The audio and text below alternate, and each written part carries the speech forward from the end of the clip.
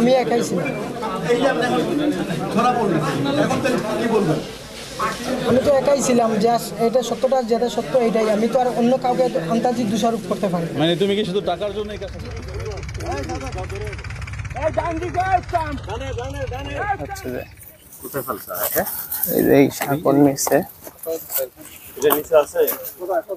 রাষ্ট্রযন্ত্র আসলে কি আদৌ আমার বাঁচায় রাখতে চায় কিনা?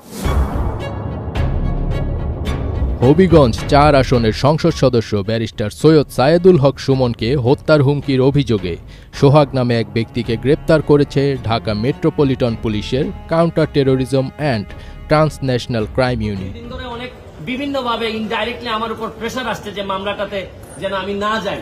তারপর আমি বলছি যে মাই লর্ড, উনি অনেক শক্তিশালী মানুষ এবং এটার প্রমাণ হিসাবে হচ্ছে গিয়ে যে রুল হওয়ার আগে উনার আইনজীবী এসে। আসসালামু আলাইকুম দর্শক, দেশ ও দেশের বাইরে থেকে যারা এই মুহূর্তে আমার ভিডিও ওপেন করেছেন সবাইকে অসংখ্য অসংখ্য ধন্যবাদ। দর্শক, প্রথমেই শিরোনাম দেখেছেন, এখন দেখবেন বিস্তারিতের প্রথম অংশেই ব্যারিস্টার সুমনকে হুমকিদাতা সে কে গ্রেপ্তার হয়েছেন। অবশেষে এটিএন নিউজ থেকে পাওয়া এই সংবাদটি আপনাদের সামনে তুলে ধরলাম। তিনি অবশ্যই গোয়েন্দা জালে ধরা পড়ে গেছেন এবং সেই ব্যক্তিটিকে আপনারা ভিডিওর মাধ্যমে অবশ্যই দেখতে পারবেন কিভাবে গ্রেপ্তার হলো ব্যারিস্টার সুমনকে হুমকিদাতা সেই যুবক, যা আপনারা আজকে এই ভিডিওর শেষ অংশে দেখতে পাবেন সেই গ্রেপ্তারের দৃশ্যটি। কিন্তু একজন মানুষ হুমকি দিয়েছেন একজন এমপিকে, তাকে ধরতে এত সময় কেন লাগলো পুলিশের, যা আজকেও আমাদের অজানা। একটা মানুষ হুমকি দিয়েছে, এই বর্তমান জামানায় ডিজিটাল যুগে তাকে কেন আমরা অতি 24 ঘন্টার মধ্যে বা 48 ঘন্টা বা 72 ঘন্টার মধ্যে আমরা অ্যারেস্ট করতে পারি নাই। আজকে 10 থেকে 15 দিন সময় পেরিয়ে যে আজকে তাকে অ্যারেস্ট করা হচ্ছে, তবে তার যে টিম আছে তাদেরকে এখনও পাওয়া যায় নাই। তবে বিস্তারিত কিছু অংশ ব্যারিস্টার সুমনের কিছু কথা শোনার পরেই আপনারা এটিএন নিউজে পাওয়া সেই সংবাদগুলো দেখতে পারবেন। আর এই সুযোগটা আমি কাজে লাগাইতে চাইছি। আমি একাই ছিলাম। আমি তো একাই ছিলাম, এটা সত্যটা যেটা সত্য এটাই। আমি তো আর অন্য কাউকে আন্তাজি দোষারোপ করতে পারি না। মানে তুমি কি শুধু টাকার জন্য এই কাজটা? জি, আমি এই টাকার জন্য এই কাজটা করি। বুঝতে পারছেন? এবার তো আপনারা জেনে থাকেন যে বিগত 28 তারিখের দিকে আমাদের যে মাননীয় সংসদ সদস্য ব্যারিস্টার সাইদুল হক সুমন সাহেব, ওনাকে একটা মেসেজ দিয়েছিল যে আমাদের ওসি চুনারুঘাটের মাধ্যমে, যে আমি একটা তথ্য দিতে চাচ্ছি, যে তথ্যটা অত্যন্ত গুরুত্বপূর্ণ আমাদের সংসদ সদস্যের জন্য। তো আমাদের ওসি সাহেবকে সে বলতে চাচ্ছিল না, সে বলল যে আমি সরাসরি ওনাকেই বলবো। তো যেহেতু সে বলতে চাচ্ছিল না এবং একটা থ্রেটের বিষয়ে বলবে, সেই প্রেক্ষাপটে আমাদের ওসি সরাসরি সংসদ সদস্যর কাছে গিয়েছিলেন। তো ওনাকে জিনিসটা বলার পরে উনি হোয়াটসঅ্যাপের মাধ্যমে তার সাথে কথা বলিয়ে দেয়। তো আমাদের মাননীয় সংসদ সদস্য ওনার পরিচয় জানতে চায়, বাট সে পরিচয় বলেনি, পরিচয় দিতেও চায়নি। তো আমরা যেটা প্রাথমিক ইনভেস্টিগেশনে যেটা পেয়েছি, সে মূলত আসলে গেমলার, অনলাইন গেমলার ছিল এবং গেম খেলে, প্লাস সে হলো বিদেশে বিদেশে লোক পাঠানো নামে প্রতারণা করে, টাকা আদায় করে মানুষের কাছ থেকে, লোক পাঠাতে পারে না। এবং সে কিন্তু ব্যক্তিগত জীবনে 2 বিয়ে করেছে। তো তার মূলত টার্গেট ছিল যে সে সবসময় ডার্ক ওয়েবসাইটে গিয়ে একটি লিঙ্ক পায়, সেটা হলো হিটম্যান ওয়েব যে লিঙ্ক, সেই লিঙ্কে সে একটা গল্প দেখে। সেই গল্পতে ছিল যে এক ইন্ডিয়ান এক বড় ব্যবসায়ী ছিল, সেই এক প্রতারক ওই ব্যবসায়ীকে বলেছিল যে আপনার একটি গুরুত্বপূর্ণ তথ্য আছে, যে আপনাকে মারার জন্য কিছু লোক রেডি আছে, তো আপনি যদি আমাকে কিছু টাকা পয়সা দেন তাহলে আমি সেই তথ্যগুলো বলে দিব। তো সেই ব্যবসায়ী তাকে সেই প্রেক্ষাপটে মানে কৌতূহলবশত কারা আমাকে হত্যা করতে চায় সেই তথ্য জানার জন্য তাকে কিছু রুপি দেয়। তো সেই প্রায় 2-3 লক্ষ রুপি দেওয়ার পরে তখন সে তো প্রতারক, তখন ওই ব্যক্তি কী করে, সে আবার তার মোবাইল থেকে সে চলে আসে, মানে অফলাইনে চলে আসে এবং তার সব কিছু বন্ধ করে দেয়। তো তো সেও সেই গল্পের ছলেই মনে করেছিল যে আমিও দেখি কিছু টাকা পয়সা এইভাবে ইনকাম করতে পারি কিনা।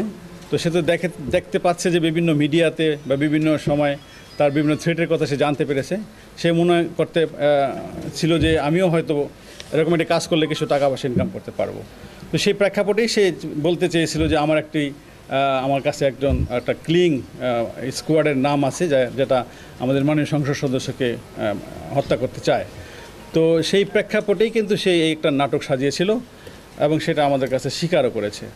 তো সে যেটা চেয়েছিল যে মনে করেছিল যে আমাদের মাননীয় সংসদ সদস্য ওকে বলবে যে ঠিক আছে তুমি আমাকে নামগুলো বলো, আমি তোমাকে কিছু পে করবে।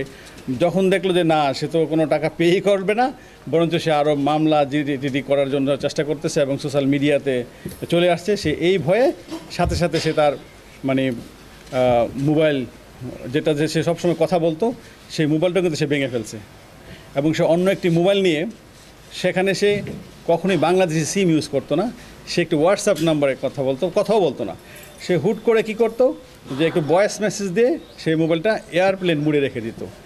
তো তাকে আমরা যখনই আমাদের ওসি মাননীয় সংসদ সদস্যকে তথ্যটি দিয়েছিল, সে কিন্তু সাথে সাথে জিডি করেছিল এবং আমরা সেই জিডির প্রেক্ষাপটেই কিন্তু ওই দিন রাতেই আমরা তার যে ফ্রেন্ড ছিল তাকে অ্যারেস্ট করে ফেলি। তো ভাগ্য কত ভালো দেখেন যে আমরা যাকে অ্যারেস্ট করি সে লোকে কিন্তু তার কাছে প্রতারিত হয়েছে। সে তাকে 1,80,000 টাকা দিয়েছিল, বাট পরে জানলাম 1,30,000 টাকা দিয়েছে, 2,30,000 টাকা দিয়েছে। বাট সে যখন তার কাছে টাকাটা নেয় ওই ব্যক্তির কাছ থেকে, তো ওই ব্যক্তি তাকে বিশ্বাস করতে পারতেছিল না। তো বললো আমি আপনাকে কীভাবে টাকা দিব, আপনি যদি না পাঠান বিদেশ। তখন সে বিরক্ত হয়ে তার যে পার্সোনাল পাসপোর্ট, সে পাসপোর্ট দিয়ে বলছে ঠিক আছে আপনি আমাদের পাসপোর্টটাই রাখেন, কারণ তার টাকার প্রয়োজন ছিল প্রচুর। সে পাসপোর্ট দিয়ে তার কাছে টাকাটা নিয়ে নেয়। তো আমরা তাকে যে তার বন্ধু তাকে মূলত তাকে ধরার জন্যই। তো ভাগ্য বলে আমরা তার কাছে কিন্তু ওই দিনই পাসপোর্টটা পেয়ে যাই এবং পাসপোর্টে যে এনআইডি ছিল আমরা এনআইডি কপি টিপিসব নিয়ে আমরা কিন্তু তার বহির্গমন ওই দিনই কিন্তু বন্ধ করে দিই এবং আমরা সমস্ত জায়গায় ল্যান্ড এবং সিপোর্টে আমরা চিঠি দিয়ে দিই, যার প্রেক্ষাপটে পরে আমরা তাকে ধরার জন্য বিভিন্ন জায়গায় অভিযান চালাই। আমরা প্রথমে জানতে পারি সে আমাদের সেই তথ্য প্রযুক্তির মাধ্যমে যে সে চিটাগাঙে ছিল, আমরা চিটাগাং টিম পাঠাই। পরে দেখে আবার সে ঢাকায় টিম পাঠাই। আমরা একসাথে 3টা টিম পাঠিয়েছিলাম। তো সে এতই চালাক যে সে একবার হোয়াটসঅ্যাপে ভয়েস দেওয়ার পরে আর তাকে খুঁজে পাওয়া যায় না, এক সময় তাকে এক জায়গায় দেখি। পরে তার মোবাইলে আমরা কিছু বিকাশ করার পরও সে তো অনলাইন গেমলার ছিল, সেই গেমলার তার একটা অ্যাকাউন্ট ছিল। সে কী করতো, ওই যে টাকাটা আমরা পাঠাতাম সে ওই অ্যাকাউন্টসে যোগ করে ফেলতো এবং অনলাইনে যে অটোমেটিক্যালি তার কাছ থেকে বিভিন্ন জায়গায় বিকাশের মাধ্যমে তার অ্যাকাউন্টসে টাকাটা আউট হতো। তো তাকে ট্রেসিং করা অনেক টাফ ছিল। তো যাই হোক আমরা আমাদের সিটিটিসির সহায়তা নেই এবং সিটিটিসির সহায়তায় আমরা তাকে সর্বশেষ আমরা সিলেট মেট্রোপলিটন এলাকা থেকে গ্রেপ্তার করতে সক্ষম হই। তো এই ছিল আমাদের আভিযানিক ফলাফল। আপনারা সবাই আমাদের সাথে ছিলেন, আপনারা আপডেট নিয়েছেন এবং আমার কাছ থেকে এই ঘটনার পরে অনেকে এসেছেন যে কোনো কিছু আছে কিনা। আমি কিন্তু আপনাদেরকে বলেছিলাম যে আমরা অনেকটা সাফল্যের কাছাকাছি চলে এসেছি এবং আপনারা অচিরে একটা ভালো সংবাদ পাবেন এবং আমার বিশ্বাস যে আপনারা আমার সেই কথাটা বাস্তবায়িত হয়েছে এবং পেয়েছেন। তো সিলেট মেট্রোপলিটন এলাকা থেকে গতকাল গ্রেফতার করা হয়েছে। সময়টা রাতের, জি বিকালের দিকে আর কি, তাকে একটা হোটেল থেকে ধরা হয়েছে। তার গ্রামের বাড়ি হলো কুলাউড়াতে, মৌলভীবাজার কুলাউড়াতে পারে আর কি। আমরা আপনাকে প্রেস রিলিজ দিয়ে দিব, তার সমস্ত ডিটেলস এখানে আছে। হ্যাঁ ইয়েস, আরেকটি জিনিস আপনাদেরকে বলি, তার বিরুদ্ধে 2013 সালে রাজনগরে 2023 সালে একটি মামলা হয়েছে এবং সে ওই মামলা অ্যারেস্ট হয়েছিল, সেটাও প্রতারণার মামলা। এবং আরেকটি মামলা এই নবীগঞ্জে হয়েছে, তার বিরুদ্ধে 2টি মামলা আছে, 2টি প্রতারণার মামলা। অর্থাৎ সে কিন্তু প্রতারণা করেই তার জীবন চালিত করে। এবং আরেকটি জিনিস হলো সে ওমানে গিয়েছিল, বিদেশ থেকে এসে বিভিন্ন জনের কাছ থেকে টাকা পয়সা নিয়ে বিদেশ পাঠাবে বলে সে যখন আরেকটা প্রতারকের কাছে পড়েছিল, তার কাছে সেই প্রতারক আবার কিছু টাকা পয়সা নিয়ে চলে গিয়েছিল, যার প্রেক্ষাপটে সে একসময় ইন্ডিয়াতেও পালিয়ে গিয়েছিল। ইন্ডিয়াতে সে 1 বছর থাকার পরে আবার দেশে এসে আবার সে মনে করেন প্রতারণার কাজে ব্যস্ত হয়ে গেছে। শুনি না, তারপরও আমরা মানে সেটা প্রতারণার মিশনে সে একাই তাকে সে কিন্তু আমাদেরকে হেল্প করেছে তাকে ধরার ক্ষেত্রে। হ্যাঁ, সে ভুক্তভোগী, সে নিজেও ভুক্তভোগী। এখন তার বিরুদ্ধে আপনারা কি ব্যবস্থা নিচ্ছেন? আমরা তার বিরুদ্ধে মামলা নিচ্ছি এবং আমরা তাকে রিমান্ডে আনবো। রিমান্ডে আনার পরে আরও যদি কিছু থাকে, আমরা জিনিসটা কিন্তু খুব সিনসিয়ারলি নিয়েছি। বাঁচার জন্য তো সেরকম বলতে পারে। সেটাই আমরা কিন্তু অনেক মানে তার যে কথাবার্তা আমরা তো বুঝতেছি যে কোন অ্যাঙ্গেলে কীভাবে বলতেছে। একটা কিলিং স্কোয়াড কিন্তু অন্যরকম জিনিস, সেটা কিন্তু আমরা বুঝি। তারপরে আমরা কিন্তু কোনো কিছুই মানে আমরা করতেছি না, হালকাভাবে নিচ্ছি না। আমরা গভীরভাবে তদন্ত করব এবং তাকে আবার রিমান্ডে নিয়ে আসবো। আরও কিছু তথ্য আমরা যদি জানতে পারি আপনাদেরকে জানাবো। মামলাটা কি প্রতারণার মামলা বা কি ধরনের মামলা হচ্ছে তার বিরুদ্ধে? আমরা তদন্ত সাপেক্ষে তার বিরুদ্ধে যেই সব এভিডেন্স পাই সে আলোকে একটা মামলা হবে। তার পিছনে কি পুরো কোনো হাত রয়েছে কিনা? আমরা আপাতত জানতে পারছি কোনো হাত নেই, সে নিজেই না। তার তো আমাদের এখন তার বিরুদ্ধে 2টা মামলা অলরেডি আছে। তাকে আপাতত আমরা আমাদের যে নবীগঞ্জে একটা মামলা আছে ওই মামলা থেকে অ্যারেস্ট করব এবং তার বিরুদ্ধে আমাদের চুনারুঘাটে একটা মামলা হবে, সেই মামলায় তাকে আমরা পরবর্তী। এটা একটা প্রতারণার কৌশল। আমি মানে সে জাস্ট একটা কিছু টাকা ইনকাম করার জন্য সেই পলিসিটা নিয়েছিল আর কি, বাট সে ভাবতে পারে না যে এই পলিসি নিলে তার যে এরকম একটা অবস্থা হবে। একটি বিষয় হচ্ছে গত 3 তারিখে আপনারা ব্যারিস্টার সৈয়দ সাইদুল হক সুমনকে গানম্যান দিয়েছেন নিরাপত্তার জন্য। এই ঘটনাটা যেহেতু মানে এখন উদ্ঘাটিত হয়েছে এবং এটি যেহেতু প্রতারণা, এই ক্ষেত্রে তার নিরাপত্তার বিষয়টি আমাদের বহাল থাকবে কিনা? আমরা আপাতত রাখছি, কারণ এমনিও তো তার বিরুদ্ধে হয়তো অনেকে অনেক কিছু চিন্তা করে। তা যেহেতু সে একটা সোশ্যাল মিডিয়া একটা ফেসছে, তো আমরা আপাতত তার প্রোটেকশনটা মানে তার গার্মেন্টটা রাখতেছি। যদি ভবিষ্যতে আমাদের কাছে মনে হয় যে না এখন সব কিছু ঠিকঠাক আছে, পিসফুল আছে, তাহলে আমরা অবশ্যই সেটা প্রত্যাহার করবো, বাট আপাতত থাকবে।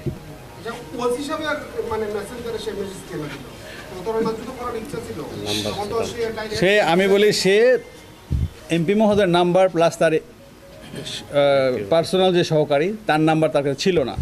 আমাদের নাম্বারগুলো কিন্তু অনলাইনে পাওয়া যায়।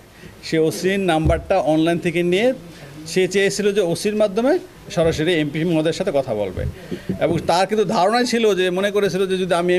দর্শক বন্ধুরা, ইতিমধ্যে আপনারা ব্যারিস্টার সুমনকে যে ব্যক্তি হুমকি দিয়েছিল তাকে ধরার কিছু দৃশ্য আপনারা দেখেছেন ইতিপূর্বে। এই ঘটনাটি যেভাবে ঘটেছিল, এই ঘটনার সূত্র বিশেষ করে এটাকে বের করে আনতে অনেক সময় পেরিয়ে গেছিল, কিন্তু অবশেষে পুলিশ এটাকে নিয়ন্ত্রণে নিয়ে হাতে নিয়ে ধরে ফেলেছে আসামি। তবে প্রকাশ্য এখনও জনগণের সামনে আনা হয় নাই, শুধুমাত্র তার কিছু পিকচার আনা হয়েছে। আপনারা বাস্তবে দেখতে পাবেন হয়তো কিছুদিনের মধ্যেই অথবা 24 ঘন্টা পরেই দেখতে পাবেন ব্যারিস্টার সুমনের সেই আসামিকে প্র্যাকটিক্যাল। আপনাদেরকে হয়তোবা এটিএন নিউজের মাধ্যমে সেই ছবির কিছু অংশ পোস্ট বের করা হয়েছে। তবে এই পোস্টের শেষ অংশে তাদের কতক্ষণ দ্রুত যে অ্যারেস্ট করা হয়েছিল তার যে দৃশ্যগুলো আপনাদেরকে তুলে ধরা হয়েছে, এগুলো এটিএন নিউজ থেকে সংগ্রহ করে আমি আপনাদেরকে এই নিউজটি প্রচার করলাম। এই প্রচারের মাঝখানে আমরা অনেক কিছুই বলেছি, অনেক কিছু দেখেছি, ভিডিওর স্বার্থে আপনাদের স্বার্থে আমরা অনেক কিছুই অনেক জায়গা থেকে সংগ্রহ করে আপনাদের উদ্দেশ্যে এগুলো এনে আপনাদেরকে আমরা দেখাতে প্রস্তুত হয়ে থাকি এবং আমাদেরকে অনেক কষ্ট করে। চলুন আমরা ভিডিওর শেষ অংশে যা দেখব, দেখে অবশ্যই নিজে অনেক খুশি হব। চলুন এবং ভিডিওটা শেয়ার করবেন সবাই। আমি এটা বুঝলাম না যে এই রাষ্ট্রযন্ত্র আসলে কি আদৌ আমার বাঁচায় রাখতে চায় কিনা। হবিগঞ্জ 4 আসনের সংসদ সদস্য ব্যারিস্টার সৈয়দ সাইদুল হক সুমনকে হত্যার হুমকির অভিযোগে সোহাগ নামে এক ব্যক্তিকে গ্রেপ্তার করেছে ঢাকা মেট্রোপলিটন পুলিশের counter terrorism and transnational crime unit. ডিএমপির মিডিয়া অ্যান্ড পাবলিক রিলেশনস বিভাগের অতিরিক্ত উপকমিশনার KN রায় নিয়তি বিষয়টি নিশ্চিত করেছেন। তিনি জানান, হত্যার হুমকির ঘটনায় সংসদ সদস্য ব্যারিস্টার সুমন থানায় একটি সাধারণ ডায়েরি করেন। এরপর ওই ঘটনার ছায়া তদন্ত শুরু করে সিটিটিসি। পরে তথ্য প্রযুক্তির সহায়তায় হবিগঞ্জে অভিযান চালিয়ে অভিযুক্ত ব্যক্তিকে গ্রেপ্তার করা হয়েছে। বাংলাদেশের ভালো করতে চাইলে আপনি হয় মরবেন নাইলে বেজ্জত হবেন। আমার মনে হয় কোন একটা আমার হওয়ার সময় কাছাকাছি। এর আগে গত 29 জুন রাতে রাজধানী শেরেবাংলা নগর থানায় হাজির হয়ে জীবনের নিরাপত্তা চেয়ে সাধারণ ডায়েরি করেন হবিগঞ্জ 4 আসনের সংসদ সদস্য সৈয়দ সাইদুল হক সুমন। জিডিতে ব্যারিস্টার সুমন উল্লেখ করেছেন, গত 27 জুন ঢাকায় অবস্থানকালে রাত আনুমানিক 8টার সময় আমার নির্বাচনী এলাকার চুনারঘাট থানার ভারপ্রাপ্ত কর্মকর্তা তার সরকারি মোবাইল থেকে আমার হোয়াটসঅ্যাপে ফোন করে জানান যে আপনাকে হত্যার জন্য অজ্ঞাতনামা একটি শক্তিশালী মহল গত 3 দিন আগে এখান থেকে নেওয়ার পরে ওখানে ও বসে ফোনের দিকে হালিয়েছিল, ফোন টিপতেছিল, তখন পেছন থেকে হচ্ছে ঘাড়ে একবার কোপতেছি, তারপর ওখানে পড়ে গেছিল। কোথা থেকে ঘাড়ে কোপ দিছো? ও ওখানে বসেছিল, আমি এখানে পেছনে হচ্ছে হাসিলে দাঁড়িয়ে আসলাম, কথা বলতে বলতে একবার এই পার থেকে একবার মারে কোপ দিছো। কোপ দেওয়ার পরে তুমি কি করলে? দেওয়ার পর পড়ে গেছে, পড়ে যাওয়ার পর হচ্ছে যে তুললাম, আবার তুলা দেখে হচ্ছে যে কথাবার্তা বলে, তারপরে আরো 3-4টা কোপ দিছি গলা ঘাড়ে এসব। তারপরে যখন আর কথা না বলতেছে না, তখন সেটা নিয়ে যে হচ্ছে যে এই যে এই সাঁকর নিচে, এর নিচে রাখছিলাম। কোনটা নিচে? এটার নিচে রাখছিলাম, রাখছিলাম, এখন কি হয়েছে বলতে পারবো না। এর মধ্যে নামো তো তুমি নামো।